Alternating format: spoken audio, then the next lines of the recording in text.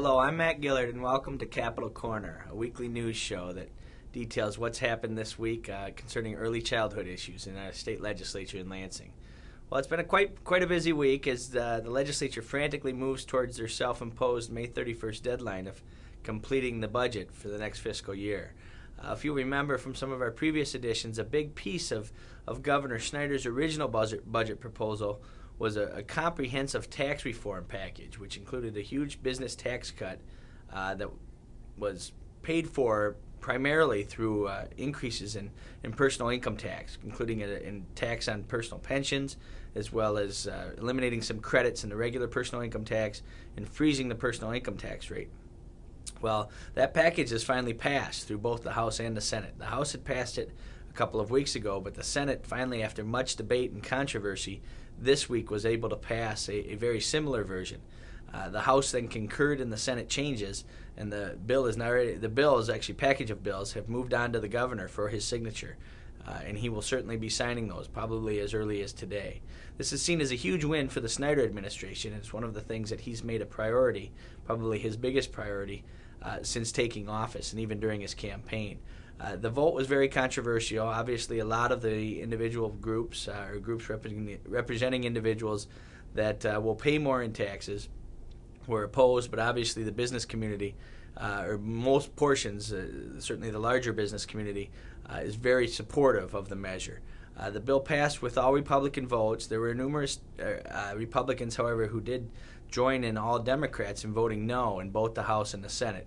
But after much wrangling and hand-wringing and arm-twisting, I'm certain, the votes were there to pass the plan. And late yesterday, it finally passed through the House and is now on its way to the governor. This is a critical piece in the legislature being able to meet their May 31st deadline, because without this piece of the package, the rest of the budgets could have easily fallen apart. So this puts us on a fast track now to May 31st to see the rest of the work completed on the budgets. If you remember from before, all of the various individual department budgets have already moved through both the House and the Senate. Those budget bills cross-paths again this week as they were sent back and forth for non-concurrence votes to get them all into what are called conference committees. That's the next stage in the process. One thing that's unique this year is that the House and the Senate have differed from the number of budget bills that they're considering. The Senate has taken the more traditional approach of breaking out each individual department into its own budget bill. Whereas the House has gone with two omnibus budget bills where they put all of the general fund spending into one budget bill and then all of the education spending into a different budget bill.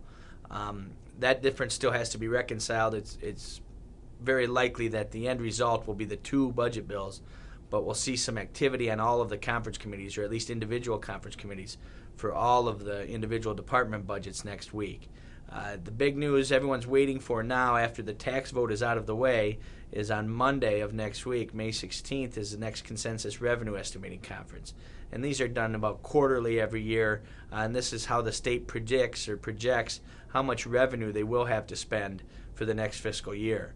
The last one was done back in January, and those were the numbers that Governor Snyder used to craft his original budget proposal. Now the next one is May, and these are the numbers that the legislature will then finally use to finalize their budget proposal to send back to the governor. It's widely anticipated by most experts, at least here in Lansing, that the revenues will be up, maybe up considerably from just the January numbers. That should be good news for those folks who are concerned about some of the cuts that have been proposed to this point.